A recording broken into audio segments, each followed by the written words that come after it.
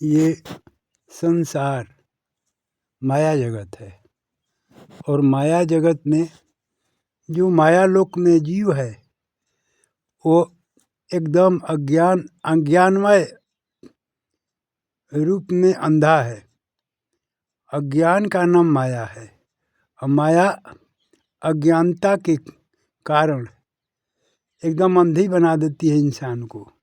इसलिए ज्ञान का प्रकाश होना बड़ा कठिन है उस जीव को। इसलिए चेतना नहीं होने के चलते, ज्ञान नहीं होने के चलते माया लोक में जीव असंख्य दुख पाता है।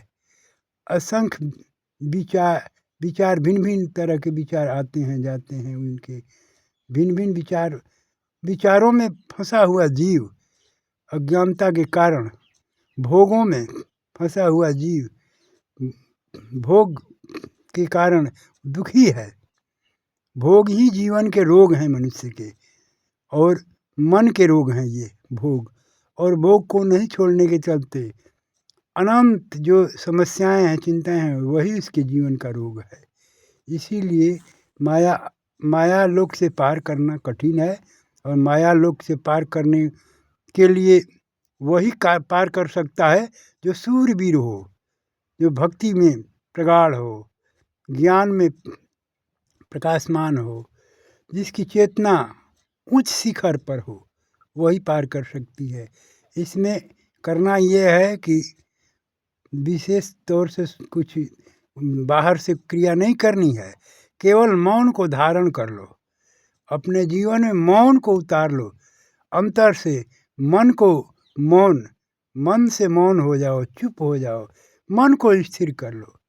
मन मौन में ही शांत होता है। जब मन में कोई विचार नहीं उठते हैं, मन में कोई भावना नहीं उठती, कोई मन में बदलाव नहीं होता, तब मन शांत हो जाता है। और मौन की क्रिया एक ऐसी क्रिया है जो सबसे बड़ी शक्ति है मन को जीतने की, मन को बस में करने की। इसीलिए जो भी मनुष्यों ने, कोई महापुरुषों ने मन को बस में किया अपने, उन्होंने मन अपने आत्म जागृति की, आत्मा को जगाया। उसने मौन धारण किया और मौन धारण करके मन को बस में करके, इंद्रियों को बस में करके, उन्होंने चेतना को जागृत करके और अपने जीवन में उस ऊंचाइयों को छुआ जो माया के खाइयों से निकल करके ज्ञान के उच्च शिखर पर्वत पर पहुंच करके आत्म कल्याण करके अपने संसार के कल्याण किया। वही भगवान कहलाए। जिसके अंदर में कोई इच्छा ना हो वही भगवान होता है।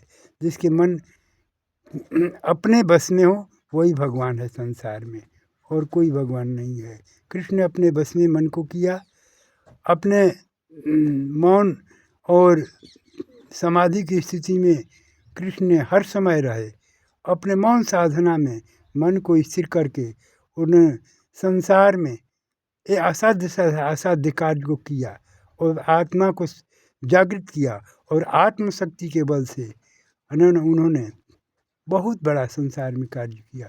इसीलिए वो महापुरुष कहलाए, कृष्ण भगवान कहलाते हैं। इसी शक्ति के कारण कहलाते हैं। ओम शांति शांति शांति।